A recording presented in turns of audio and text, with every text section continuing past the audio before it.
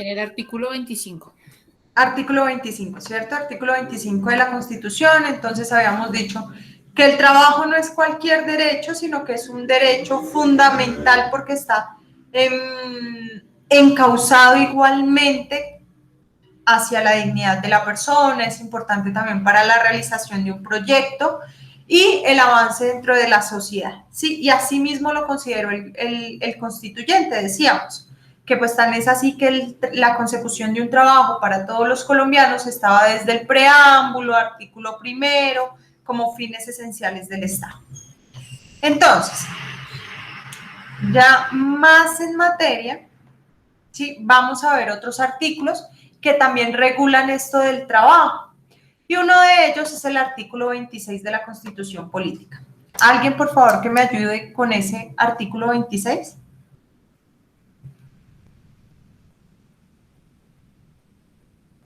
Sí, señora profe, ya. Te lo leo, 26. Dice, toda persona es libre de escoger profesión u oficio. La ley podrá exigir títulos de idoneidad. Las autoridades competentes inspeccionarán y vigilarán en ejercicio de las profesiones.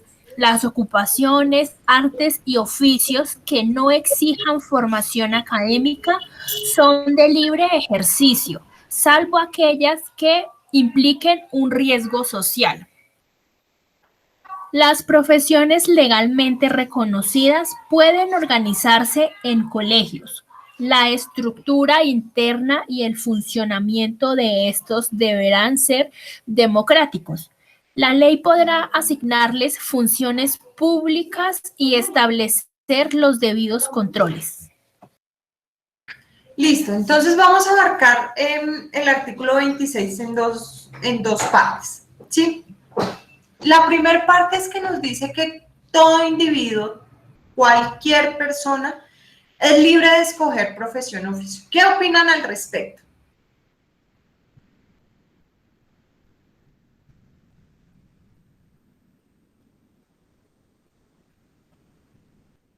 Ahí sí quiero escucharles sus opiniones. Si efectivamente cualquier persona está ejerciendo su oficio o su profesión porque le gusta. Todos, absolutamente todos, porque ahí no dice, a excepto de fulanito de tal, todos deben ser libres al momento de escoger profesión o oficio. ¿Qué piensan con ese apartado?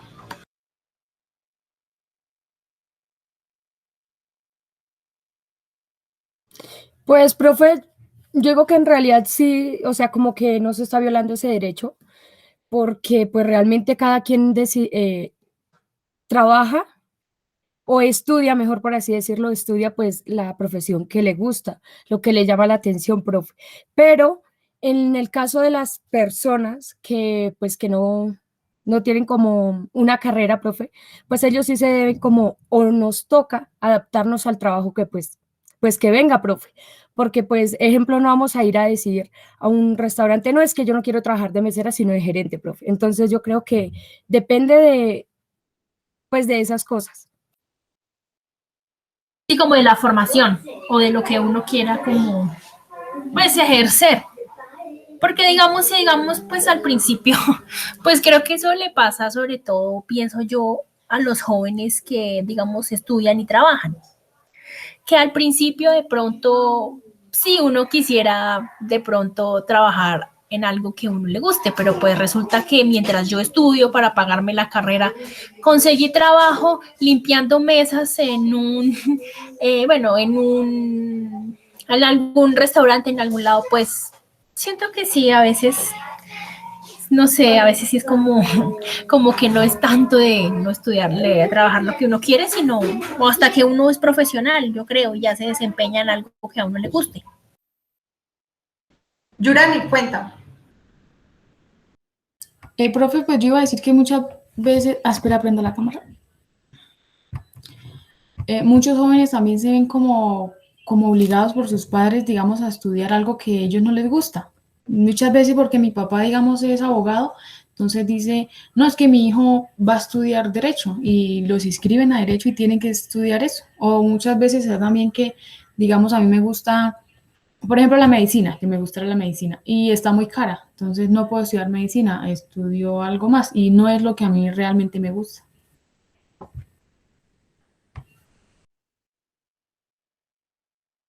Me parece muy interesante lo que ustedes han manifestado.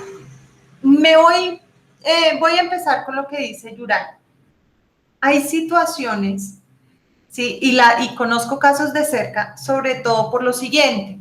Uno por lo general termina yo no sé si a ustedes les pasó, a mí me pasó.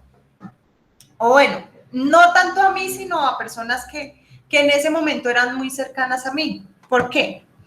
Porque uno sale de 16 años, uno todavía no sabe muy bien qué quiere, menos que le digan a uno, bueno, ¿a qué se quiere dedicar toda su vida? Entonces uno como que, ay, fue chica, ¿será que sí? ¿Será que me voy por este lado? ¿Será que me voy por este otro? Y uno empieza a tomar decisiones que a la ligera uno de pronto no lo ve como tan trascendental y luego dice uno, uy, pero es que toda la vida, X años dedicándome a lo mismo, pues sí, o sea, como que uno está enfrentado en el inicio como a ese tipo de decisiones tan drásticas, por así decirlo. Cuando uno todavía no la tiene clara, o hay muchas personas que de pronto todavía no la tienen clara. Entonces uno se va a lo que dice el papá, a lo que dicen los hermanos, los familiares cercanos. No, mire, eso estudie derecho porque eso es lo que da plata. Vaya, salga de profesional y cuántos abogados no están como usted. Entonces uno como que, ay, jue madre, como que esto no era, ¿cierto? Entonces uno empieza como a tener esas primeras dificultades. Esa libertad así como tan de un día para otro usted tiene que escoger a ver qué va a hacer toda su vida, pues como que uno dice, ¿será que sí soy libre al momento? O más bien, ¿será que sí fui libre al momento de escoger la profesión que yo quería cuando salí del colegio? Primer interrogante, ¿no? Segundo, lo que decía Ángela, y me pareció muy interesante cuando ella dice, profe, es que para mí ser mesera no es mi proyecto de vida. O sea, yo cuando era pequeña, yo jamás soñé con ser mesera. O creo que lo decía Julián. Pero pues si toca, ¿cierto? ¿Cierto, Ángela? Ángela lo dijo así, pero si me tocó, me tocó. O sea, ¿por qué entonces, al nosotros tomar decisiones y estar atados en cierta decisión o por lo menos a mí me pasó algo muy curioso y muy peculiar? A mí me gusta mucho el tema de los muertos y bueno, o sea, me gusta como ese lado. Entonces yo decía, yo quiero ser criminalista, ¿sí? Yo quiero hacer inspección de cadáveres y bueno, toda esa vaina. Entonces, mis papás me dijeron, no, porque eso es un técnico y usted sí o sí tiene que ser profesional. O hace una carrera o no le pagamos estudiantes. Uno como que, ¡ay, chica! Ya entonces uno ya no es tan libre como le vienen diciendo, ¿cierto? Entonces yo dije, bueno, está bien, voy a estudiar una carrera. Bueno, será derecho porque en algo tendrá que ver. Y luego estudié Derecho, me gustó todo menos el Derecho Penal, esa vaina del Derecho Penal para mí es el coco de mi profesión, pero bueno, eso es otro tema, ¿cierto? Entonces yo digo, bueno, o sea, ¿hasta qué punto realmente hay libertad, sobre todo ante necesidades? Sí, yo necesitaba seguir estudiando. ¿Quién me iba a pagar mis estudios? Mis papás. O sea, yo sí o sí tenía que irme por la línea de lo que ellos dijeran. ¿Sí? A pesar de que ellos me dijeran, mire, todas las profesiones existentes usted puede escoger la que quiera. Ay, yo no me imagino si yo le hubiera dicho a mis papás, es que ¿sabe qué? Yo quiero ser modelo. No, mejor dicho, me echan de la casa, yo creo. Entonces, ¿qué es lo que sucede? Tanta libertad como se pregona en el artículo 26, pues lo que pasa es que ahí habemos algunos afortunados en desempeñarnos en algo que nos gusta o ejercer una función o una profesión, un oficio más o menos que nos guste. sintámonos afortunados porque muy pocas personas lo hacen. Yo no me imagino un bebé, un niño de 5 años, imaginando ser una persona, no por denigrar las profesiones oficios, o sea, es como para darme a entender un poquito. No me imagino un niño de 5 años con el sueño de ser, de trabajar para la empresa de servicios de aseo en el municipio donde él vive. O sea, realmente no me lo imagino soñando eso. A pesar de que en redes sociales hace como unos 2 años fue viral el niño vestido de las personas de aseo y súper contento porque lo saludaban y todo. Pero pues, o sea, yo no he escuchado el primer niño que diga, ay, yo deseo ser recogedor de basura porque es que, ay, es un oficio. No, o sea, sí, pero los hay y los necesitamos, que es ahí sí que como lo más esencial. Sí, necesitamos de esas personas que se ocupen en esos oficios. Sí, entonces, bueno, esa quería que hiciéramos esa primera reflexión. Segunda reflexión, nos frenan también y nos limitan desde la Constitución la libertad de escogencia en la profesión, en el oficio. ¿Cuál es ese límite que dice la Constitución? Que dice el artículo 26.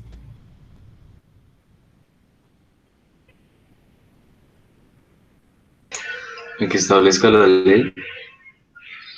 ¿Y cuál puede ser ese límite? ¿Frente a qué profesiones?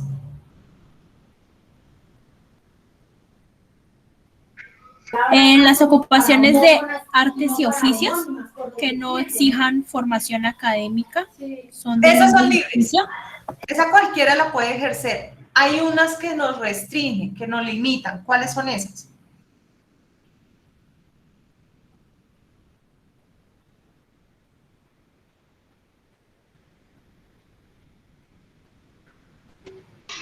Pues las que no son idóneas, porque dice ahí que la ley podrá exigir títulos de idoneidad. Las que exijan título de idoneidad, ¿por qué? Y a la parte final dice algo que son peligrosas, el simple ejercicio de ciertas profesiones son peligrosas para la sociedad si la persona que la ejerce no tiene un título idóneo.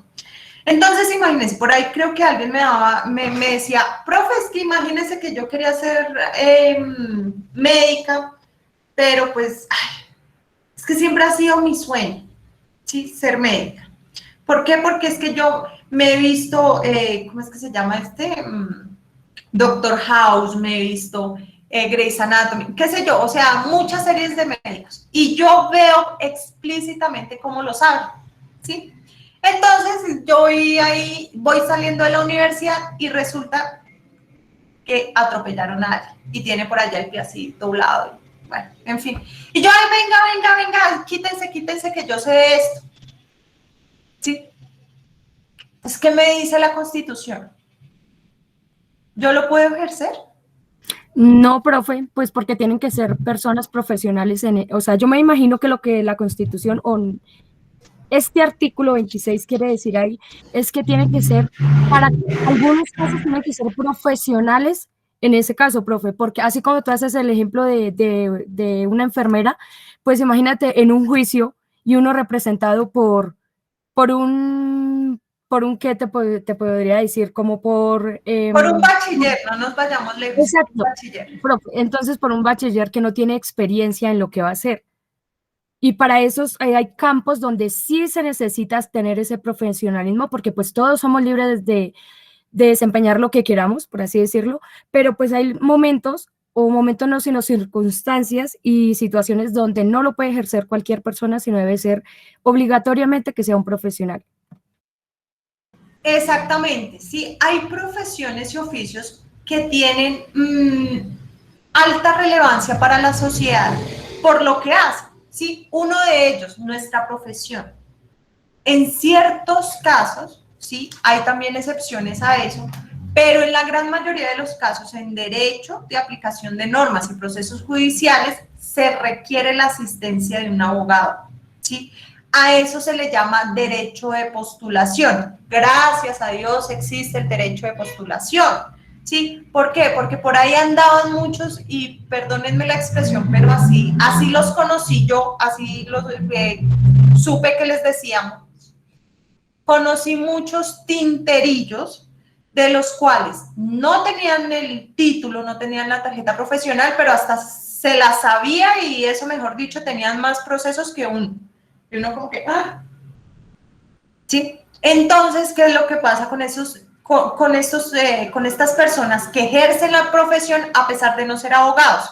Tienen restricciones y limitaciones, porque hay ciertos procesos que por su importancia y relevancia en determinados derechos que se exige el acompañamiento de un abogado inscrito y titulado. Ahí sí, perdónenme el doctor Mata, pero inscrito y titulado, donde se regulan a estos profesionales. ¿Sí? Y ustedes están estudiando para eso. Lo mismo sucede con la medicina, o sea, no es que porque yo me vi 6 series de medicina, entonces yo ya me las sé todas y yo ya sé abrir a un paciente y cerrarlo. No, es que eso es una cosa, porque eso es ficción, y otra es el estudio especializado de qué pueda requerir un paciente o una persona en determinado evento o en determinada situación médica.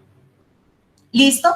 Entonces, en primer lugar, esta libertad de profesión o oficio la vamos a ver limitado tanto en la necesidad como, por así decirlo, en la temprana edad en la cual nosotros tenemos que también escoger profesión o oficio, o nos ponen a escoger mejor, ¿sí? Y por otro lado, va a estar la limitación de los títulos de idoneidad en ciertas profesiones, y esos títulos de idoneidad lo dan instituciones avaladas por el Estado que certifiquen, ahí sí, perdónenme la expresión o la redundancia, la idoneidad de capacidades y conocimientos propios para desempeñar una profesión o un oficio.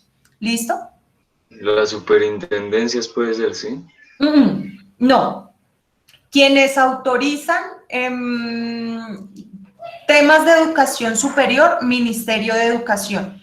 Y por lo menos en ciertos, digamos, consultorios jurídicos, centros de conciliación, Ministerio de Justicia avala esas instituciones, o bueno, esos centros que complementan la educación en nivel derecho. Sí, pero entonces ellos son avalados es por los ministerios. En este caso, pues, principalmente el Ministerio de Educación avala ese tipo de instituciones.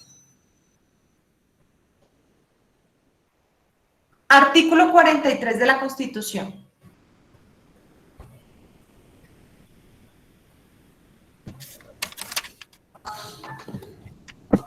Yo lo tengo, profe. Regálame la lectura. Dice, la mujer y el hombre tienen iguales derechos y oportunidades. La mujer no podrá ser sometida a ninguna clase de discriminación. Durante el embarazo y después del parto gozará de especial asistencia y protección del Estado, y recibirá de este subsidio alimentario si entonces estuviere desempleada o desamparada. El Estado apoyará de manera especial a la mujer cabeza de familia. Entonces, aquí a partir del artículo 43 nos determina si la Constitución política nos hace un desarrollo más en virtud del artículo 13 de la Constitución. ¿Alguien recuerda o tiene presente de qué trata el artículo 13?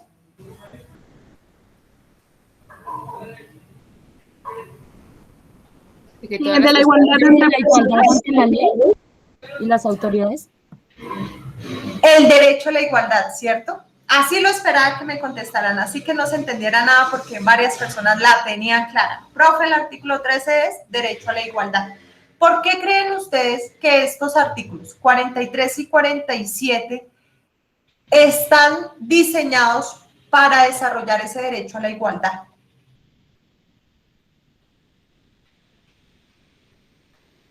¿Puedes replantear la pregunta, profe? Listo. Artículo 43 nos habla de mujeres en estado de embarazo. Artículo 47, me adelanto ahí sí un poquito, nos habla de personas en situación de discapacidad. Estos dos artículos Sí, estos dos artículos nos desarrollan el artículo 13, o más bien tienen su base en el artículo 13 de la Constitución del derecho a la igualdad. ¿Por qué creen ustedes que eso es así? ¿Por qué les diré yo que esos dos artículos están desarrollados a partir del artículo 13?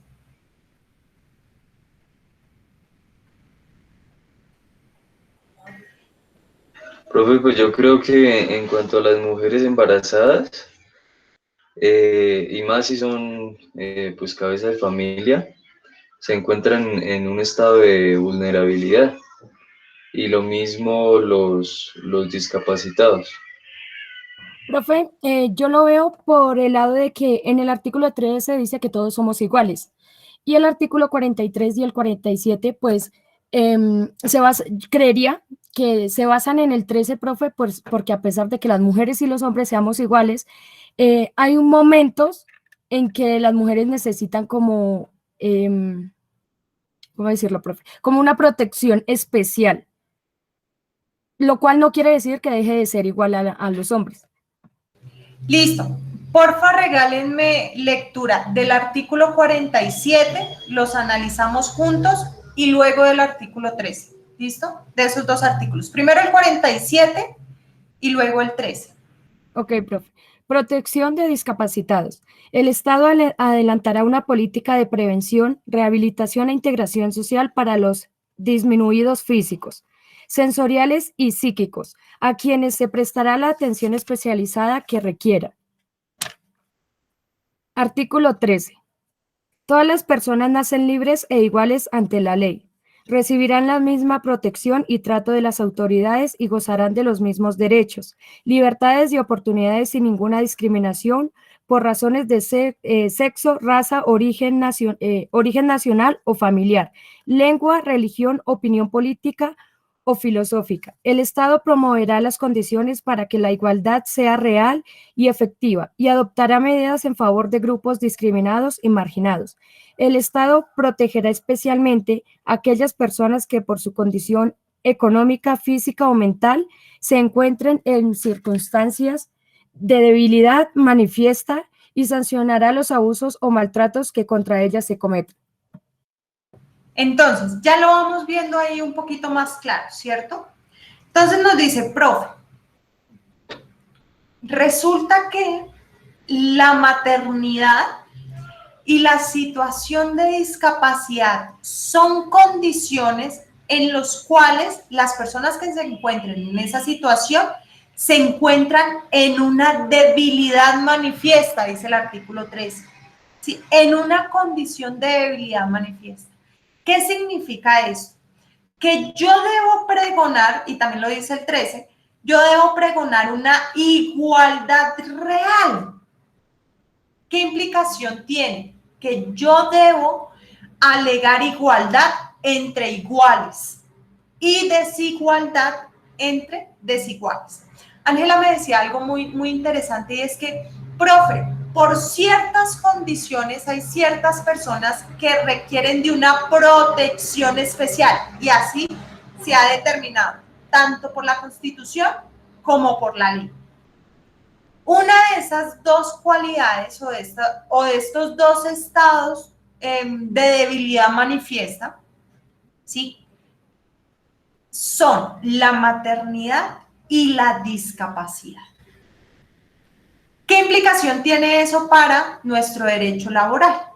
Resulta que aquellos trabajadores que o bien están en situación de maternidad, trabajadoras en estado de embarazo, con hay sí días de parto, se encuentran en una condición desfavorable. ¿Por qué? Porque ellas van a estar desprotegidas ante una situación física.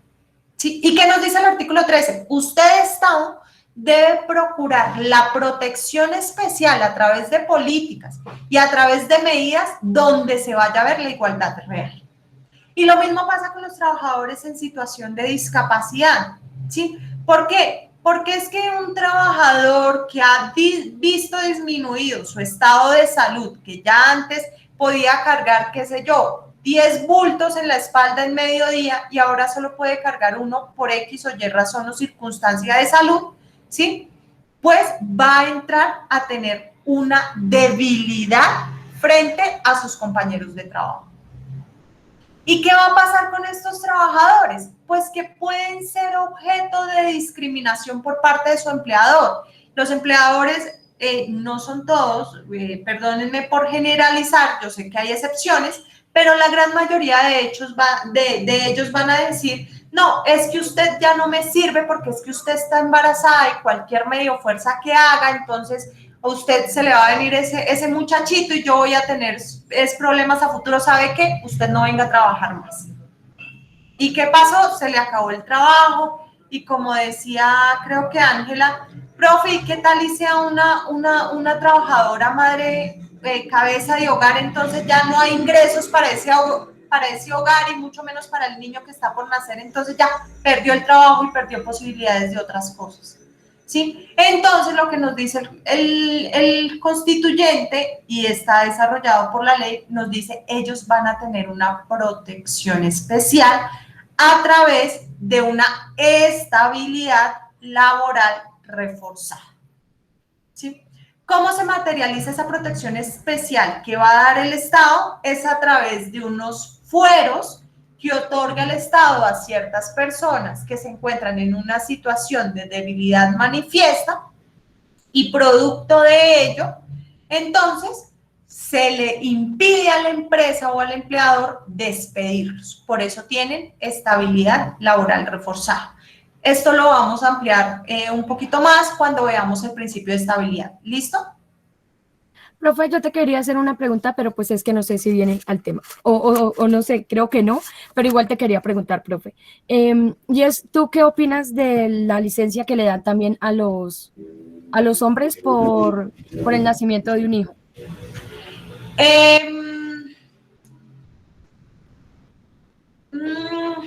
Pues tengo... Profe, te lo digo, no por, como tú dices, no por generalizar, profe, sino porque en algunos casos, y he visto casos, profe, donde les dan la licencia que efectivamente es para acompañar a sus parejas pues en esa labor pues de cuidar a su bebé, no sé cómo se dirá exactamente, profe, licencia por paternidad, creo que es. Y es de acompañar y como que compartir y estar ahí con ese bebé, pues cuando nace, 15 días, pues porque como ellos no tienen la misma licencia, profe, pero he visto casos, y los he visto muy cerca, profe, donde ellos sacan esos 15 días, ay, qué chévere, me voy, y se van a tomar, profe, y llegan antes a pegarle a la esposa que acaba de tener el hijo. Y como si fuera poco, profe, tiene que levantarse a cocinarle cuando se supone que él sale a esos días de descanso, es para eso. Pues es que ese es el tema y mi cara la cierra más por esos casos específicos. Por fortuna, a hoy en día son menores, ¿sí? ¿Por qué hablo de que son menores? Porque las cargas en el hogar ya más o menos, obviamente, yo sé que no, o sea, que todavía hay una gran diferencia, pero más o menos se ha ido regulando en el tema de compartir las obligaciones del hogar. ¿Sí? Por aquello de que ya la mujer en estos tiempos, ahí sí afortunadas nosotras, que nacimos en esta época y no en épocas anteriores, estamos más involucradas en el mercado laboral. ¿Sí? Entonces, ¿cuál es el deber ser de la licencia de paternidad? Que efectivamente el hombre acompañe a su pareja, ¿sí? En el cuidado del menor. ¿Qué pienso yo al respecto? 8 días no son suficientes porque eran 8 días hábiles. Ahora se amplió a 15 días hábiles la ley y está, mejor dicho, sacada del horno porque creo que la sancionaron la semana pasada. Entonces, creo que o sea, el objeto, el tiempo es muy corto. ¿Sí? Lo que pasa es que lastimosamente nosotros abusamos del derecho y lo que tú dices es muy cierto y lastimosamente se ve más de lo que uno quisiera. Los papás que se toman la licencia de paternidad, por lo general uno los ves de vacaciones. Ay, su bebé, no, estoy festejando el nacimiento de mi bebé. Y su bebé, no, en la casa con la señora. ¿Sí? Ay, ¿usted por qué no está allá? No, esas son cosas de mujeres. Sí, entonces ahí empezamos. O sea, es que lo que pasa es que nosotros tenemos una brecha cultural bastante grande donde nosotros mismos somos los que remarcamos el machismo de esta cultura colombiana. Lastimosamente, y como tú lo dices, y lo puedo afirmar porque lo sé y lo critico de cerca, quienes más fomentamos la cultura machista somos nosotras mismas. ¿Sí? O sea, porque el niño es criado desde chiquito por la mamá, no haga, no mire que esto es de niñas, que es, o sea, nosotras mismas, y pues eso sí, sí me incluyo, somos las que más arraigamos esas culturas que en nuestra época nos inculcaron también a nosotras. Entonces, es más un cambio de cultura frente a este tema de las familias. Sí, pero pues no significa que no haya obligación, sobre todo constitucional, al momento de la protección.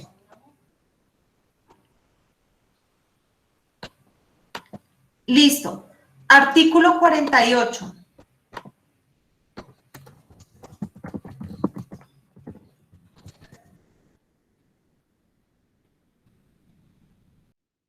¿Lo puedo leer, profe? La seguridad social es un servicio público de carácter obligatorio que se prestará bajo la dirección, coordinación y control del Estado, en sujeción a los principios de eficiencia, universalidad y solidaridad en los términos que establezca la ley. Se garantiza a todos los habitantes del derecho irrenunciable a la seguridad social. El Estado, con la participación de los particulares, ampliará progresivamente la cobertura de la seguridad social, que comprenderá la prestación de los servicios en la forma que determine la ley. La seguridad social podrá ser prestada por entidades públicas o privadas de conformidad con la ley. No se podrán destinar ni utilizar los recursos de las instituciones de la seguridad social para fines diferentes a ella. La ley definirá los medios para que los recursos destinados a pensiones mantengan su poder adquisitivo constante. Este artículo 48 lo voy a explicar así de manera muy amplia porque tiene varias implicaciones. La seguridad social en Colombia es un derecho fundamental, es un servicio público esencial, está determinado en el artículo 48, a partir del artículo 48 se han reconocido derechos propios de la seguridad social como fundamentales autónomos. Eso lo vamos a ver más adelante, mucho más adelante, cuando veamos seguridad social. ¿Qué implicación tiene la seguridad social como está redactada en el artículo 48? El desarrollo a través de tres principios: la universalidad, la solidaridad y la eficiencia. Entonces, universalidad, que el Estado debe procurar que los servicios propios de seguridad social sean para todos, independientemente de si tienen o no contrato de trabajo, independientemente de si se traten de trabajadores o no. Eso lo vamos a ver más adelante. Lo que pasa es que está incluido en esta materia y pues lo vamos a tratar. Pero se separa del derecho laboral la seguridad social porque antes estaba arraigada, y eso lo vamos a ver a través de un taller, ¿listo? Entonces, primer principio, universalidad para todos, deja de estar ligado al contrato de trabajo. Segundo, solidaridad, que los que tienen más presten colaboración para cubrir los servicios a los que tienen menos. ¿Sí? Y eficiencia, como se trata de un servicio público que puede ser prestado por particulares o por privados, que ese servicio público se atienda de forma eficiente, que sea eficaz para lo que está diseñado el sistema, ¿sí? Que si la persona tiene una necesidad en la asistencia en salud, le sirvan y le presten el servicio de salud, que si la persona tiene la necesidad de acceder a un medicamento, que el sistema le cubra el medicamento, ¿sí? Que si la persona llegó a una edad y producto de esa edad ya no puede seguir laborando, pueda acceder a su pensión de vejez. Sí, todas estas consecuencias que trae pues, el sistema de seguridad social que se preste de forma eficiente. Eso, pues, vigilado, ahí sí, lógicamente, por el Estado, ¿quién tiene la obligación de prestar el servicio público esencial? Lo que pasa es que él, como ya lo habíamos hablado la semana pasada, él no puede hacerlo todo solo, entonces puede delegar esa función de prestación del servicio público incluso en entidades privadas, pero no significa que se lavó las manos y ya, yo le di la prestación del servicio, usted mira cómo lo presta, no, tiene que estar ahí vigilante de que esa entidad privada sí esté prestando el servicio.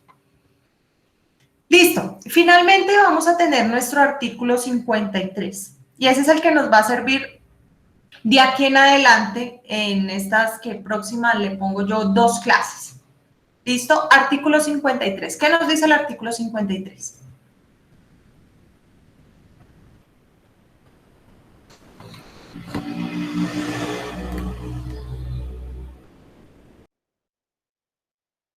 Artículo 53. El Congreso expedirá el Estatuto del Trabajo.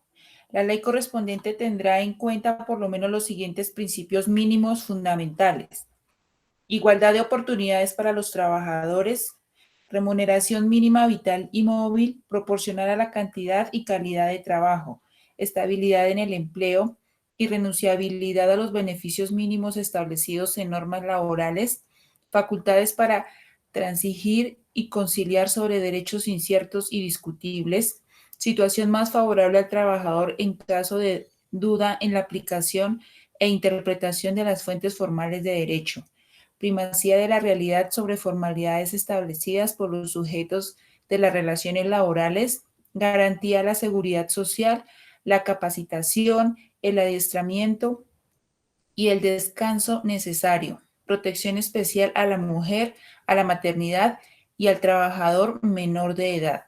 El Estado garantiza el derecho al pago oportuno y al reajuste periódico de las pensiones legales. Los convenios internacionales del trabajo debidamente ratificados hacen parte de la legislación interna. La ley, los contratos, los acuerdos y convenios de trabajo no pueden menoscabar la libertad, la dignidad humana ni los derechos de los trabajadores. Profe, yo tengo una pregunta ahí antes de que Esmer se lo explique. En el párrafo 3 dice: el Estado garantiza el derecho al pago oportuno y al reajuste periódico de las pensiones legales. Pero ¿cómo el Estado puede intervenir en un trabajo informal? O sea, como el que le comentaba a su merced, que yo estaba vigilante y eso. Ojo, ese trabajo para mí no es informal, pero bueno, depende de cómo lo maneje, ¿sí? En cuanto a las pensiones, el Estado ha tratado de utilizar políticas para formalizar el empleo. ¿Qué es lo que pasa? No lo ha hecho. O sea, voy a referirme a algo antes de contestarte y de pasar al principio. ¿Listo? ¿Qué nos dice la parte inicial del artículo 53, Lidia? ¿Qué decía eso? ¿Qué le dice el constituyente al legislador? Que expida un estatuto. Del trabajo, ¿cierto? Le dicen, yo constituyente que estoy acá creando la constitución, por favor, señor legislador, usted va a crear el estatuto del trabajo. ¿Cuándo le da esa orden el constituyente al legislador?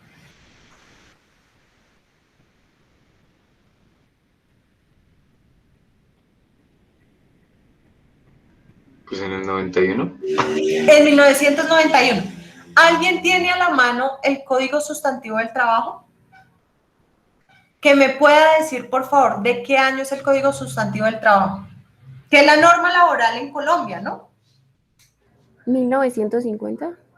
1950. Profesor, parece ficción. No, es que lo que pasa es que a veces la realidad supera la ficción. Nuestro Código Sustantivo del Trabajo es del año 1950. ¿Y cuánto ha pasado desde la orden del constituyente al legislador de crear el Estatuto del Trabajo? 30 años. Imagínate. Y adivina qué ha hecho ese legislador tan eficiente que nosotros tenemos. Sin palabras, ¿cierto? Ahí sí, sin comentarios, profe. Pasa algo muy similar con el tema de la formalización del empleo. Como yo les decía anteriormente, en Colombia, a raíz del Código Sustantivo del Trabajo, únicamente está arreglado el trabajo subordinado. En legislaciones, digamos, europeas, como la de España, Italia, han tratado de regular relaciones, ¿cómo es que se le? Parasubordinadas. Le llamaron a ellos esa relación así, parasubordinado. Entonces, bueno, profe, ¿y en qué consiste la parasubordinación? Es una categoría que se le ha dado a ciertos trabajadores que no son del todo subordinados, pero que tampoco son del todo autónomos. ¿Sí? Han intentado evolucionar con su estatuto del trabajo, porque ellos sí tienen un estatuto del trabajo, con su estatuto para tratar de abarcar las relaciones que se quedan por fuera de la relación subordinada. ¿Sí? Entonces ya nosotros vimos que el trabajo es amplio. Existen los trabajadores independientes, los trabajadores, los vendedores ambulantes, ¿sí? Que ni siquiera les alcanza para satisfacer ciertas necesidades básicas. Imagínense que vayan ellos por su propia cuenta a cotizar al sistema de seguridad social. Eso no va a pasar. ¿Sí? Hasta que a uno no lo obliguen, uno no lo va a hacer. De hecho, yo en el tiempo que estuve únicamente como abogada litigante, yo no cotizaba al sistema de seguridad social, no lo hacía necesario. Es necesario, pero en ese momento pues no lo hacía necesario. Sí, lo que pasa es que traté de buscar un trabajo para poder cotizar, bueno, para que mi empleador me cotizara realmente. Pero pues es que tantas relaciones que están por fuera de la órbita subordinada y la implicación tan grande que tiene, pues efectivamente nos lavamos las manos y ya. ¿Sí? Y lo que trata de hacer el Estado y ha tratado de hacer de un tiempo para acá es obligarlos a todos, ¿sí?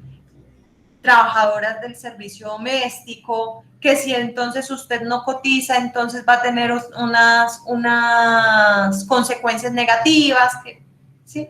Pero pues ha realizado políticas que intenta que las personas que no estén cotizando al sistema estén cubiertas de alguna forma. Lo que pasa es que esas medidas no han tenido el éxito que ellos siempre aspiran tener o siempre nos venden para cualquier tipo de modificación. Entonces también eso es otro aspecto. Y por otro lado, la bendita corrupción que nos tiene como nos tiene. Porque se supone que el sistema funciona. De hecho, el sistema es uno de los mejores sistemas a nivel mundial, ¿sí? Como está diseñado. El problema es que de la norma a la práctica se nos roban unos cuantos pesos que nos afectan al sistema y por eso es que estamos como estamos. Entonces, yo de un tiempo para acá que he empezado como a meterme más al fondo del sistema de seguridad social, háblese de sistema de salud, sistema de pensiones, dejo de culpar tanto al sistema para culpar a los que están dentro del sistema y desangran el sistema y nos tienen como nos tienen. Entonces, realmente, esa es como la conclusión a la cual yo he llegado últimamente. Karen, cuéntame. Profe, anteriormente se hablaba de que el fondo de pensiones público se iba a acabar, ¿no? O sea, ¿por qué se iba a acabar? Es como mi pregunta. ¿Qué es lo que pasa? Es que los fondos privados fueron creados para tratar de, de darle un respiro al fondo público, ¿sí? Lo que pasa es que con las reglas con las cuales fue creado el régimen de ahorro individual, ¡fum!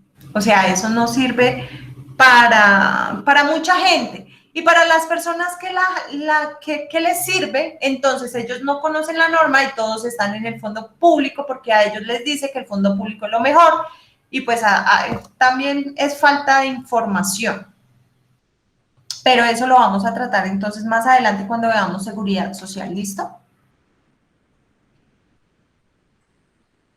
Listo, sí, señora. Pero entonces con la reforma que estaban hablando hace que como unos meses atrás, era que no iban a acabar el fondo público, por eso es que yo les reitero cuando vemos seguridad social, hay que saber distinguir, ¿sí? Hay que saber hablar de régimen de ahorro individual y régimen de ahorro, y régimen de prima media con prestación definida. Lo que iban a acabar era el régimen, no el fondo. Por lo tanto, el fondo iba a seguir subsistiendo, solo que con las reglas del régimen de ahorro individual con solidaridad, que es peor. O sea, eso sí, la consecuencia es aún más nefasta, por así decirlo. Entonces, ahí hay materia de dónde cortar, pero eso lo veremos cuando tratemos la seguridad social. ¿Listo?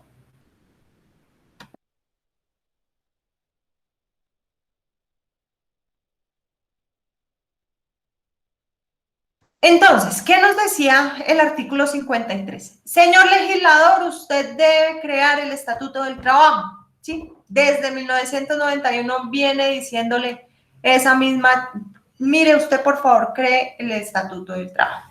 ¿Qué es lo que pasa? No lo han hecho.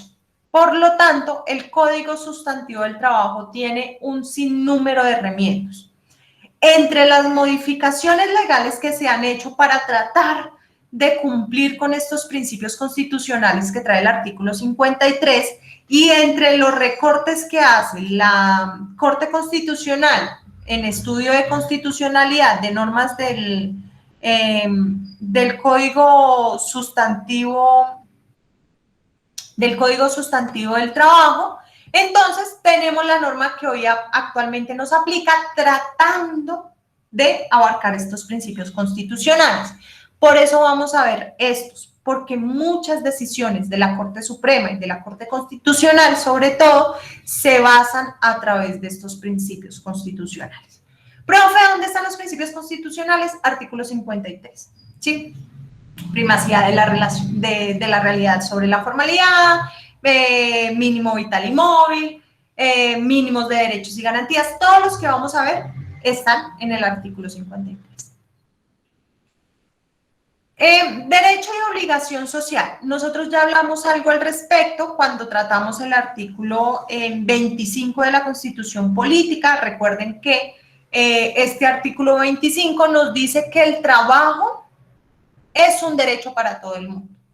Sí, que todo el mundo tiene derecho a conseguir un trabajo, sobre todo por la función social de ese trabajo. Y nosotros ya vimos que el trabajo es importante no solo para el bienestar individual o de la familia del trabajador, sino que al existir trabajo va a progresar toda la sociedad. Por eso se debe entender que el trabajo, al conducir al progreso social, entonces vamos a buscar es la mejoría, ¿sí? Y la mejoría en las condiciones de esa sociedad. Si yo como empleador, como empresario, emprendedor, quiero progresar y solo yo progreso y mis trabajadores no, pues ahí no hay relación, ¿cierto? Ya vimos, si mis trabajadores tienen un buen salario, pueden ayudar a progresar a la actividad comercial del sector. ¿Sí? Entonces ya hicimos el ejercicio, ya vimos cómo la misma sociedad progresa a partir del trabajo. No es que hay las partes de los trabajadores y las partes de los empleadores, entonces ellos son dos sectores opuestos y siempre van a estar en conflicto. Sí, lastimosamente se ha visto en la historia cómo estos dos sectores viven en conflicto, pero realmente no son opuestos, son complementarios, el uno se complementa con el otro, pero eso no lo vemos, ¿cierto? Principio de justicia social. Como yo les decía, este derecho, esta rama del derecho es una de las ramas en las cuales va a tener como norte la justicia social. ¿Sí? ¿Por qué? Porque la relación laboral se basa en criterios de desigualdad, de desequilibrio. Hay una parte por encima de la otra, ¿sí? Y una parte que domina la otra y que se ha visto que ahí sí, generalmente esa parte dominante abusa de la otra. Entonces lo que busca el derecho laboral es evitar esos abusos y buscar una justicia, equilibrar esa brecha de desigualdad existente entre empleado y trabajador, ¿sí? Por lo tanto, lo que busca el derecho laboral es proteger al trabajador de esos posibles abusos que puede cometer el empleador, aprovechándose de la necesidad del trabajador. Ya vimos que no podíamos hablar de igualdad, que no podíamos hablar de autonomía de la voluntad, porque uno iba a estar limitado, una de las partes iba a estar limitada ante la necesidad de lo que el otro tenía, ¿cierto? O de lo que el otro ofrecía. Es que yo necesito plata, ¿y usted qué me ofrece? Le estoy ofreciendo un salario. Pero es que yo llevo desempleada, un ejemplo, 2 años, ya la casa me va a volver loca, necesito hacer eso, así usted me pague una miseria, no me importa, yo necesito salir y ejercer mi profesión. Ahí sí, como uno dice, hasta me regalo por hacer algo, pero que sienta que sienta esa necesidad de hacer algo productivo. ¿Sí? Y eso pasa, muchachos, eso realmente pasa y sucede, y el empleador lo que va a hacer es efectivamente abusar, o más bien aprovecharse de esa necesidad que pueda tener su trabajador.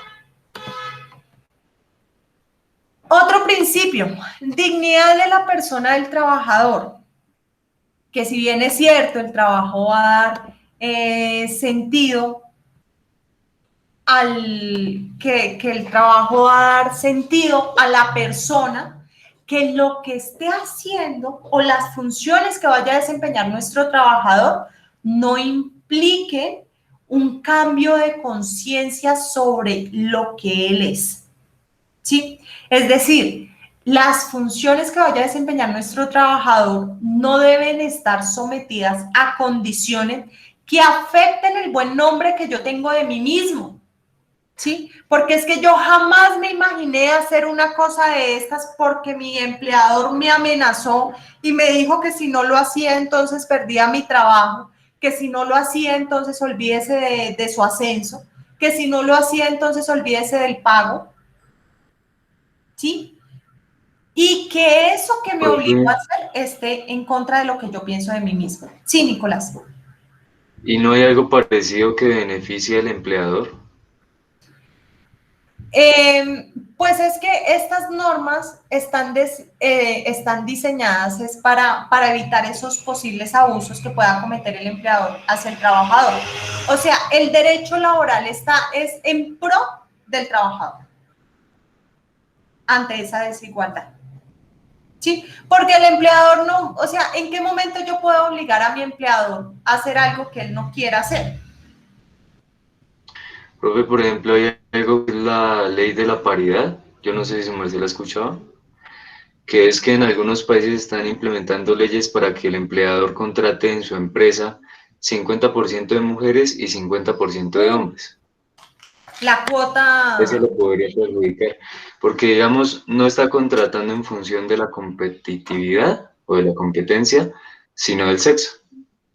Sí, es que eso también hay otra discusión sobre ese tema, sobre el tema pues de las cuotas femeninas. Es que, ¿cómo lo dije? Es que se ha demostrado que todavía existe, es leve, y uno casi no lo observa, no lo ve tan de frente, sí, por así decirlo. Pero de que ahí sí como lo dicen las abuelitas, de que las hay, ¿cierto? Hay ocasiones en las cuales se ha demostrado que un hombre y una mujer desempeñando el mismo cargo, la misma función, con las mismas capacidades y competencias, el hombre gana mucho más que la mujer. Se ha disminuido esa situación, por fortuna, vuelvo y reitero, doy gracias a Dios de haber nacido en esta época y no en una anterior. Eso sucede, eso sigue sucediendo, y precisamente como es más grave o es más, se ha hecho más reiterativo la discriminación hacia las mujeres, a pesar de que los hombres tengan las mismas capacidades y las mismas competencias, pues es que existen estas leyes en favor de la contratación femenina. ¿Qué es lo que pasa? Es que si yo soy empleador, y eso también pasa muy seguido, en una entrevista de trabajo, anteriormente, hace como unos, más de, que les digo yo, como unos 6, 7 años, cuando yo todavía estaba estudiando, estaba en auge el tema de unas tutelas que interponían trabajadoras, o más bien aspirantes a trabajadoras en ciertos sectores, donde sus empleadores les exigía para ingreso de labores prueba de embarazo negativo, ¿sí? Se supone que actualmente no debe suceder, que eso es ilegal e inconstitucional, ¿sí? Pero pues también hay casos, ahí sí hay casos de casos. En esa época eso era común que sucediera, y de hecho las trabajadoras lo que hacían era falsificar pruebas de embarazo. Le decían, qué sé yo, a la prima, vaya, hágase una prueba de embarazo, y cuando es que todo parte del abuso también. Y cuando estaban ya laborando, notificaban del estado de embarazo y tome fuero de maternidad, y ay, yo por qué contraté una mujer, ¿sí? Entonces, ya disminuye la contratación y la ocupabilidad de las mujeres en el empleo. Por lo tanto, el Estado lo que iba a buscar era generar mayores fomentos para que la contratación de las mujeres incrementara, porque eso también es evaluado en instituciones internacionales, sobre todo para aquello de préstamos y de inversiones extranjeras. Ángel. Profe, por ejemplo, con respecto a lo que estabas hablando de que las mujeres aún con la capacidad, ahí se nota como la diferencia, profe. Tengo una amiga que ella ya es abogada y trabaja en un buffet, y ella se casó hace poco, profe, y el jefe de ella siempre tiene o sea, dice que las mujeres que tienen hijos no sirven para trabajar en esto, que porque esto es de mucha dedicación y que se ponen a criar sus hijos y que atender al marido y que no sé qué. Entonces casi siempre recibes como mujeres o que sean solteras o que no tengan hijos. Y entonces ella una vez le hizo como ese cuestionamiento de que, ¿por qué esa discriminación si todos éramos iguales? Y además que ella consideraba que una mujer que tiene un hijo trabaja mucho más porque tiene a quién sacar adelante y quién le dé esa fortaleza y esa pasión por salir adelante, profe. Y entonces como ella le dijo eso al jefe, esos días estaban recibiendo personal, porque es un buffet, profe, y él dijo, ay, bueno, está bien, como que hágale la entrevista. Y dijo, pero hágale la entrevista, pero igual ninguna va a pasar porque yo aquí no recibo mujeres que tengan hijos. Miren, sí hay uno diciendo que es que eso ya no se veía. Bueno, Nicolás. Profe, pues por ejemplo, uno poniéndose en el lugar de un empresario, si digamos a las mujeres se les pagara realmente menos en un cargo de igualdad con los hombres, digamos, en igualdad de condiciones, el empresario obviamente contrataría más mujeres, porque se estaría ahorrando el dinero de los hombres, que le paga además a los hombres. Uno diría, profe, pero es que esa es la lógica, ¿sí? O sea, es apenas lógico, pero mira que no. O sea, es que son tan cerrados. Uno, estoy totalmente de acuerdo con lo que dice Ángela y ya voy a hablar al respecto. Pero entonces, ¿sabes cómo lo ven ellos? Es que está recién casada. Ay, eso por ahí en 6 meses ya está embarazada. No, y como, no, eso, y no ha terminado de criar el uno cuando ya otra vez está embarazada. Y entonces la licencia de maternidad, entonces el reemplazo. No, eso es mucho gasto, eso es mucho gasto. Los permisos para citas médicas y que la licencia de preparto y posparto. Ay, no, yo no me quiero enredar con eso. No, aquí mujeres no se contratan, y menos en edad fértil. Porque es que, ojo, ya no están contratando mujeres que tengan hijos, sino no están contratando mujeres en edad fértil. ¿Sí? Que porque entonces usted, sí, es soltera. ¿Quién sabe cuánto le vaya a durar esa soltería? No, usted acá entra soltera y a los 2 meses ya tiene marido y ya, mejor dicho, y a los 6 meses ya está embarazada. Sí, no. Ay, no. Venga, el muchacho que está allá. No importa si no, o sea, perdónenme a los chicos, porque yo sé que es generalizar, pero es como para que nos demos cuenta de lo que está sucediendo, porque sí sucede. O sea, ya no es tan arraigado, pero sucede. El muchachito de allá que viene recomendado del doctor yo no sé dónde, sí, él sí es el que va a venir acá a trabajar, cuando él es el que más problemas pone en la empresa. Sí, entonces uno dice, ¿y ahí qué? Y lo que dice Ángela es muy cierto, sobre todo por esa brecha y por esa dificultad al conseguir trabajo, las mujeres cabeza de hogar son las que más sufren al momento de abarcar una plaza vacante, por así decirlo. ¿Qué es lo que sucede? Cuando a mí alguien me pregunta, bueno, ¿y yo qué hago para evitarme demandas laborales? ¿Saben qué les contesto yo? ¿Ustedes cuál creen que es la razón o cuál creen que es la solución para que ustedes como empleadores o futuros empleadores no los demanden?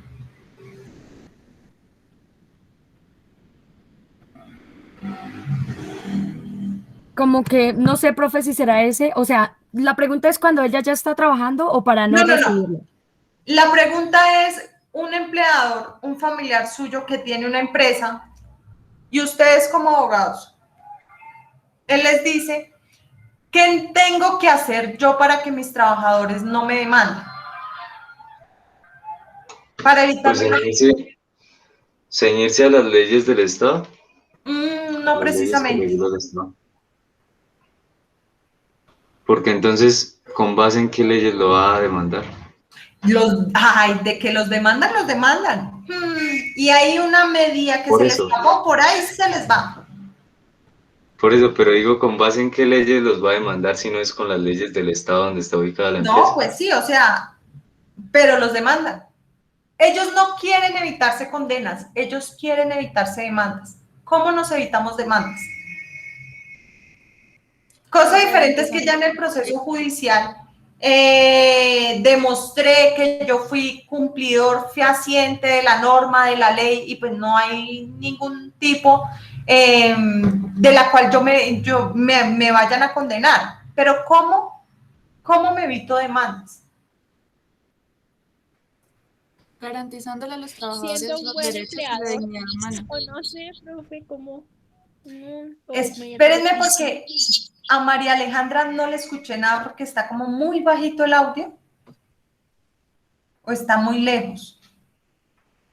Profe, ¿me escuchas bien? Sí, mejor.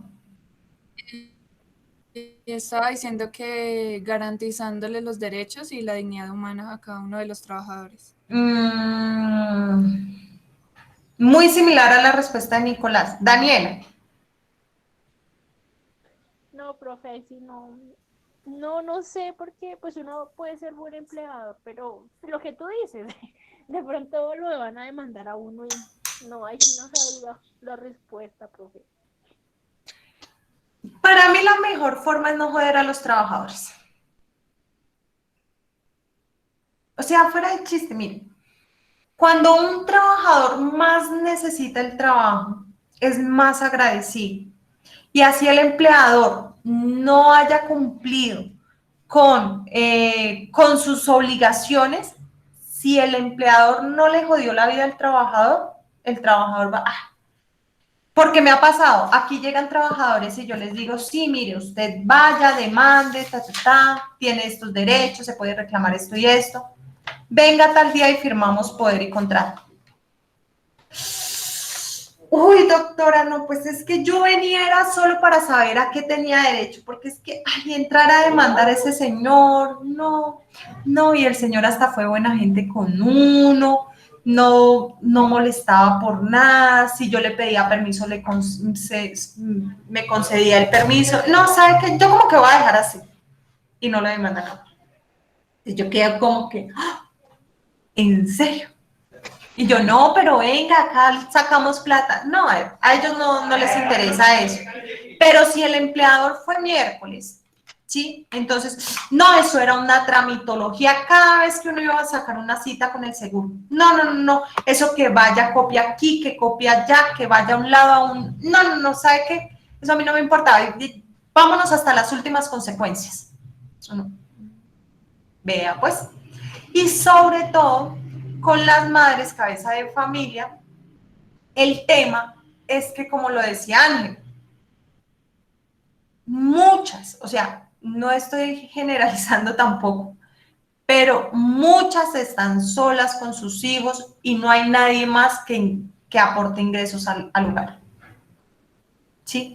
Ay, pero es que me va a estar pidiendo permiso que por el niño, que se enfermó el niño, que no tiene con quién dejar el niño, que hay, y lo va a traer. O sea, eso son cosas, ahí sí, pequeñeces para lo que realmente puede producir una trabajadora de ellas. En mi opinión, lo he visto ahí sí desde a un lado de la barrera también. Profe, pero es que también hay trabajadores que por más uno los trate bonitos, esos fijo demandan porque es que son una porquería de trabajadores. Sí, también los hay. Eso sí es cierto. Ángela. Profe, bueno, que acabo de ver de lo que estábamos hablando de que realmente, bueno, pues en el mismo tema de que realmente las empresas prefieren contratar hombres y acabo de buscar, profe, y dice que solo el 33,5% de las empresas en el país tienen a mujeres en la cabeza de la presidencia, o sea, como presidentes. Directivos. Profe, y por otro lado, cuando yo trabajé en un asadero, ahí ya habían trabajado muchísimas muchachas, chicas, por así decirlo, perdón, porque pues el asadero tiene como 15, 16 años. Y yo llegué a trabajar a ese asadero hace como 3 años, profe. Antes de ese tiempo, o sea, como que los señores se aprovechaban de que las personas que trabajaron ahí, profe, no conocían como sus derechos, o sea, como que venga, trabaje conmigo y su sueldo cada mes y ya. Y entonces yo una vez le hablé de eso al señor, que eso no era justo, porque ni siquiera yo me estaba liquidando ni nada, sino simplemente fue un comentario en base a lo que ellos contaron de que era el sueldo y ya. Yo le dije que eso no era justo, pues porque siempre tiene que haber liquidación, vacaciones, así sea un contrato oral, o sea, verbal, porque igual es un contrato, así no se ha escrito. Y a mí, profe, fue la primera persona en que me liquidaron todo, profe. Y de ahí en adelante yo le dije a la señora que se quedó, venga, cuidado porque es que a usted le tienen que pagar liquidación. Digo, no, es que no hay un contrato. Le dije, no, es que el contrato es verbal, pero lo hay. Y a mí fue las primeras, en 15 años, profe, que me pagaron liquidación, vacaciones y bueno, casi todas las prestaciones. Y yo le dije eso a la señora y hace poco me la encontré y le dije, bueno, ¿y qué pasó? ¿Cómo está trabajando? Y dijo, no, que ahora sí le estaban pagando liquidación y vacaciones. Y bueno, y otras cosas que pagan ahí, profe. Ay, sí, eso parece una historia, pero es anécdota. Nicolás. no, profe, pues yo quería agregar que, o sea, me parece que es cuestión del Estado, porque me parece que, o sea, si un empleador le paga mucho menos a una mujer, está arriesgando su empresa terriblemente, ¿no? Porque digamos aquí en el artículo 53 dice en el segundo párrafo, igualdad de oportunidades para los trabajadores, remuneración mínima vital y móvil proporcional a la cantidad y a la calidad de trabajo, o sea, lo que tiene que garantizar el Estado, ¿no?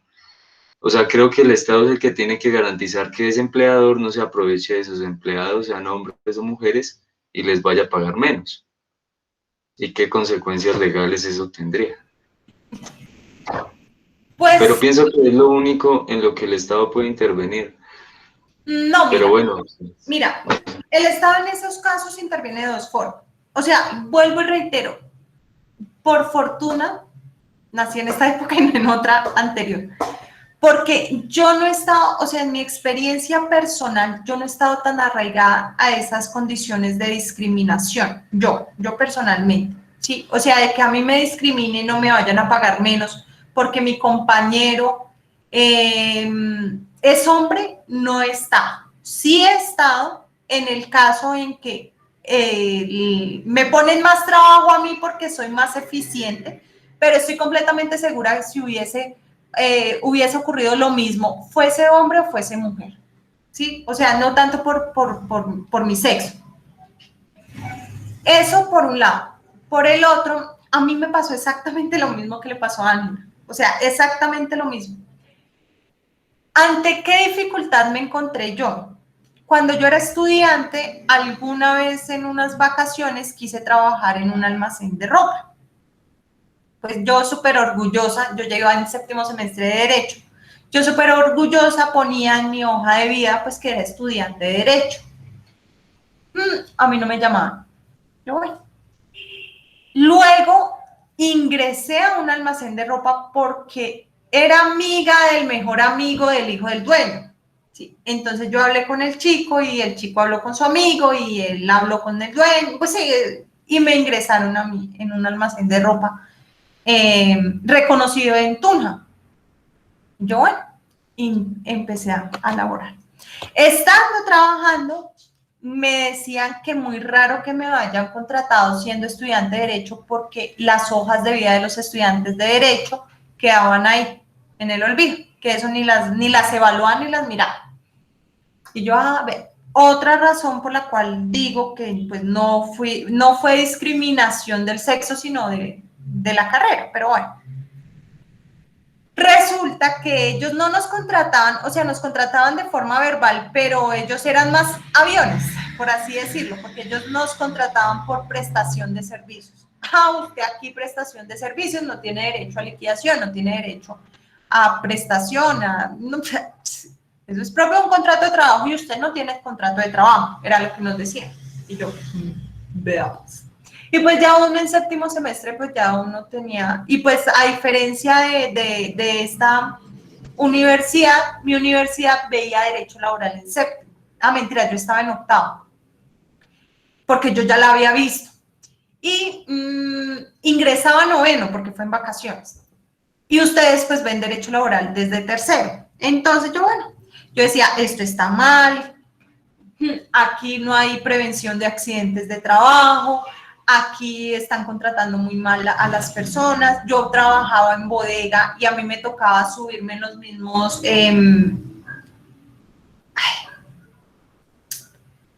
mismos, cajoncitos donde se guardaba la ropa. Yo me subía en los cajones y esa vaina estaba que se caía y se cayó como 2 veces. Y uno ay, la raspadura, ay, y ya, ¿sí? Entonces, oye, eso estaba uno al margen de un accidente en cualquier momento, no habían escaleras para acceder a los pantalones por allá súper altos, pero bueno, uno no decía nada, no calladito. Ellos fueron muy chistosos porque a nosotros nos decían, si ustedes cumplen un margen o un tope de ventas, les vamos a reconocer comisión a todos los vendedores. Nosotros, sí, súper bien, hay que hacer las metas. Al finalizar el periodo de temporada, nos dijeron, no se cumplió la meta. Ay, qué pesar, no le vamos a dar comisión a nadie. Luego yo hablé con el hijo, ahí sí con el amigo de mi amigo, entonces yo le dije, no, ustedes están mal, ustedes están próximos a una demanda laboral, a una inspección a una vigilancia del inspector del trabajo por esto y esto, y ustedes están incumpliendo esto y esto, esos son jóvenes, ¿qué tal? Y un accidente fatal, no, eso está terrible. Entonces el tipo me decía, oye, sí, tienes toda la razón, habla con mi papá, y hablé con el señor, con el dueño. Y yo le dije lo mismo, ustedes están mal en esto y esto. Yo estudiante, o sea, yo todavía nada de derecho laboral así en forma. Entonces, me dijeron, ay, muchas gracias, no, te vamos a llamar para que nos ayudes en el tema del derecho laboral, que yo no sé qué, que yo sí sé cuántas, no. Y por el momento, tranquila, que te dábamos a dar comisión. No me pagaron liquidación, sino la comisión que en un inicio nos dijeron que nadie íbamos a tener derecho. Reconocieron comisión a 4 trabajadores, incluida yo, y éramos como 16. Y yo, bueno, y no me volvieron a llamar. Jamás, o sea, ni por chiste, ni por equivocación. A la siguiente temporada me encontré con una compañera de trabajo y yo, ay, ¿cómo están? ¿Cómo van? No, eso la reunión fue para desprestigiarte, eso hablaban que no, que alguien había puesto una queja, que yo no sé qué, y que de ahora en adelante íbamos, que nos iban a descontar del sueldo la cotización a salud y a pensiones porque iban a hacer las cotizaciones al sistema de seguridad social. Entonces yo le dije, bueno, ¿y ahorita ganas más o ganas menos? Y me decía, pues obvio gano más porque me pagan prima, me pagan cesantías, las vacaciones, y pues eso va incrementando y realmente estoy generando mayores ingresos a los que me pagaron el año pasado. Y yo, bien, ¿no? Se logró, ahí sí. Hice algo bueno entonces y me decía, sí, no, nos están pagando mejor y nos están pagando seguridad social. Y yo, oye, es que la gente, o sea, pero bueno. Entonces, eso también me pasó algo muy similar que tú contabas. Entonces, ahí sí, parece chiste, pero es anécdota. Entonces, volviendo al principio, ahí sí ya que nos desviamos un poquito del tema nomás, volviendo al principio, entonces tenemos que el trabajador va a estar protegido con las funciones que le ordene el empleador. Recuerden que estamos bajo una relación de subordinación enmarcada por órdenes, es decir, el empleador en virtud del contrato de trabajo tiene un poder de mando y ese poder de mando va a estar desarrollado a través de órdenes, es decir, él me puede a mí dar órdenes y yo tendré la obligación de acatar esas órdenes, de cumplir esas órdenes. Pero esas órdenes tienen un límite. ¿Cuál es el límite? La dignidad de la persona. ¿Sí? Que esas órdenes o esas funciones no estén sometidas a condiciones que afecten el buen concepto que el trabajador tiene de sí mismo. ¿Sí? Que es que yo, ¿por qué hice eso y me siento sucio? ¿Sí? Que el trabajador pueda decir, no, señor empleador, yo no voy a hacer eso porque eso atenta contra mi dignidad, porque va en contra de mis valores y de mi ética y de lo que me enseñaron de chiquita, un ejemplo. ¿Sí? Las órdenes que puede dar el empleador, entonces van a estar limitadas con la dignidad de ese trabajador. Igualdad jurídica. Entonces, esto era lo que estábamos hablando, que todos los trabajadores son iguales. Así sea hombre, así sea mujer, así tenga una inclinación religiosa por X o Y, o ahí sí, porque es católico, porque es cristiano, porque es pastor, porque es testigo de Jehová. Independientemente de eso, debe ser tratado con las mismas condiciones como es tratado los otros trabajadores. Pero cuando nosotros hablamos de igualdad, recuerden que hablamos de una igualdad real, ¿sí? Es decir, que en ciertas situaciones de desigualdad es válido un trato desigual, ¿sí? Es válido un trato desigual. ¿Cómo cuáles? Como la maternidad, la discapacidad, ¿sí? Que efectivamente yo esté pregonando, yo esté pidiendo condiciones de igualdad ante mis iguales, ¿sí? Entonces, un ejemplo, yo soy abogada especialista, hasta ahorita estoy estudiando la maestría. Bueno, pues hasta ahorita no, ya gracias a Dios, casi a terminar la maestría. Pero entonces yo me pongo a pelear con el rector porque mi compañero magíster gana 1,5 millones más. ¿Y cómo así que él gana 1,5 millones más?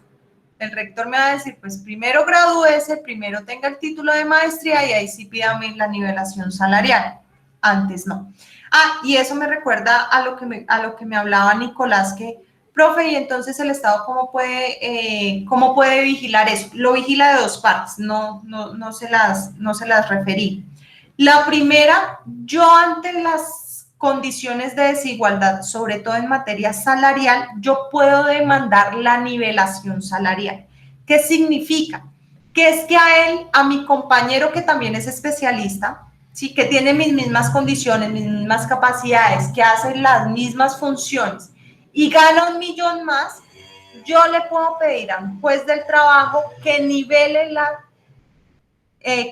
que haga nivelación salarial. ¿En qué consiste? En que por el tiempo que a mí me pagaron menos, mi empleador me reconozca la diferencia salarial que hubo entre él y yo sin condiciones o más bien sin justificación razonable.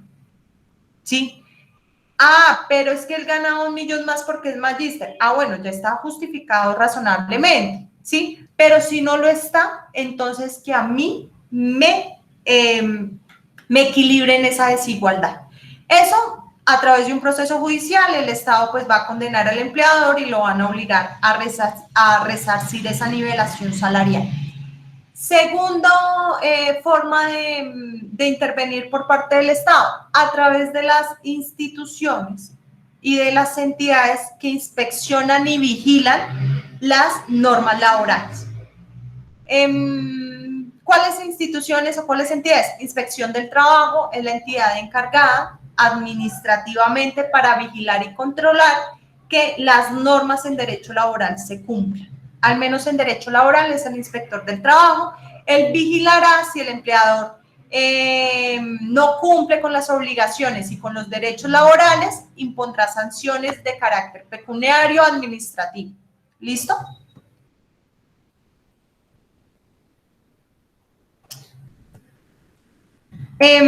Siguiente principio, entonces también lo vamos a pasar un poco más rápido. Libertad del trabajo, ya lo vimos con el artículo 26.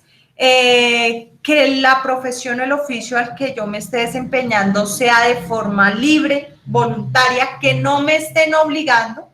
Y ojo, la obligación por necesidad no es obligación, por así decirlo. También se puede considerar de forma libre, a pesar de lo que ya analizamos y concluimos.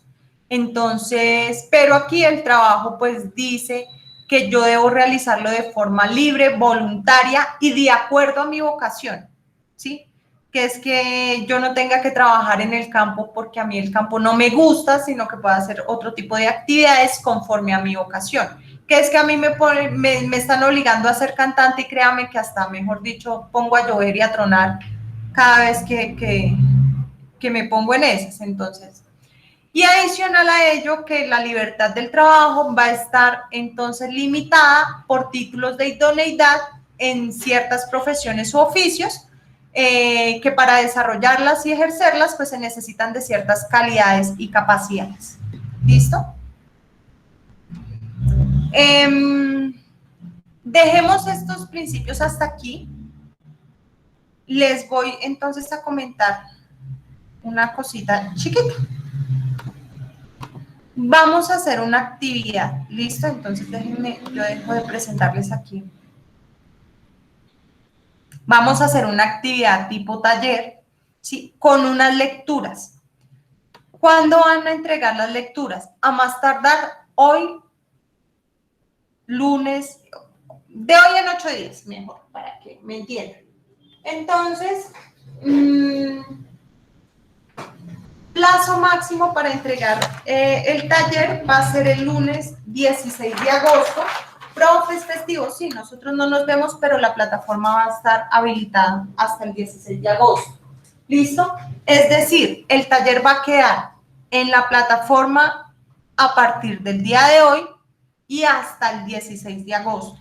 Solo entregan trabajos, o más bien, solo recibo trabajos en la plataforma. Trabajos escritos en formato PDF, ¿sí? En formato PDF. Pueden hacerse para desarrollar el trabajo hasta en parejas, ¿sí? Lo pueden hacer solo o lo pueden hacer de a parejas. ¿En qué va a consistir el taller? Entonces, no se los he colgado todavía, ya me pongo en esas. pero espérenme,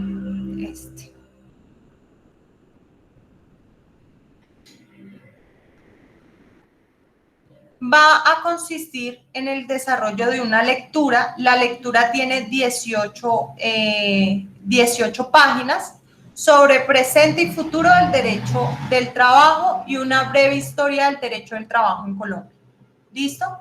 Ustedes van a leer esa lectura, ¿sí? Válganme la redundancia. Van a hacer esa lectura, la van a leer muy detenidamente y de la lectura me van a responder 5 preguntas que va a ser el taller. ¿Listo? 5 preguntas muy concretas. Por favor, lean muy bien tanto la lectura como el taller. Esas preguntas, por favor, leanlas bien, compréndanlas, analícenlas para que vean más o menos qué les estoy preguntando. No se les pregunta nada ajeno a las lecturas. Por lo tanto, no vayan a buscar cosas en otros lados que no estén en la lectura. Todas las preguntas es única y exclusivamente de la lectura. ¿Listo? Entonces, el taller va a quedar colgado en la unidad temática de aspectos preliminares. ¿Listo? La clase de hoy, aspectos preliminares, tiene los artículos de la Constitución Política. La clase de hoy va a quedar grabada en esa unidad temática y ahí va a estar disponible entonces el taller. ¿Listo? Para que ustedes por ahí, por ese mismo enlace, puedan subir sus archivos en formato PDF. Muchachos, se los advierto de una vez. Si el archivo fue enviado en un formato diferente al PDF, les bajo por derecha una unidad completa. Que si sacaron 5, entonces sacan 4. Que si sacaron 2, entonces sacan 1. Por el simple hecho de no enviarlo en formato PDF. ¿Listo? Entonces ahí sí. ¿Soldado advertido? No muere en guerra. O muere advertido. El soldado escoge, ¿cierto? Entonces, ahí sí, mejor dicho. Nada, muchachos. Dejamos la clase entonces hasta aquí por hoy. Voy a detener la grabación. ¿Hay alguna pregunta? ¿Inquietud? ¿Recomendación? ¿Sugerencia? Sí, profe. Bueno, no es de la clase, sino es para el análisis de las sentencias, profe. ¿Cuáles son los puntos principales, o sea, cuáles son los puntos a tener en cuenta para realizar el análisis, profe? Puntos que tener en cuenta los que di en la primera clase y los que están en la Getty. Análisis, identificación, antecedentes, problema jurídico, fundamento jurídico, decisión y aporte personal. En la Getty, en el documento de la Getty, está explicado en qué consiste cada uno de los puntos. Y en la primer clase, ¿sí? En la primer grabación de la primer clase también ahí está explicado.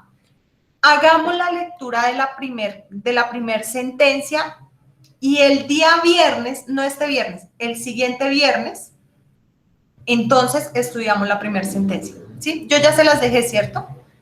Ya Sí, la señora, profe. ¿Sí? Sí, señora, en la plataforma. Exactamente, en la plataforma entonces está la primera sentencia. Estudiémosla el día viernes. No este viernes 13, sino el viernes 20 de agosto. ¿Listo? Sí, señora. Y ahí sí, y puestos en marcha, yo creo que aclaramos dudas y también vamos viendo cómo es el análisis. Profe, yo tengo una pregunta respecto a eso, qué pena. Te escucho súper lejos. ¿Ya me escuchas mejor? Ahí vamos. Nosotros de la Getty colgando, bueno, nos vas dando, y eso también la vamos a analizar en clase, aparte de hacer el trabajo. No te escuché nada. Porfa, repíteme un poquito más fuerte. Pues era tú, digamos, del trabajo, de las sentencias que nos das de la Getty, las vamos a socializar en clase y esas también toca hacerlas, pues obviamente escritas, o sea, Sí, una cosa, ojo, eso también quedó explicado en la primera clase. Una cosa es la sustentación oral, en la sustentación oral hay nota. Y otra cosa es el trabajo escrito que se entrega en la semana sexta y en la semana 12, no, en la semana 13, 14 se está entregando el trabajo escrito final. Y ese trabajo escrito debe contener todas las sentencias que hayamos visto en el corte. Entonces, si en estas primeras 8 semanas analizamos 5 sentencias, el trabajo escrito debe tener 5 sentencias. listo, profe, gracias. Vale.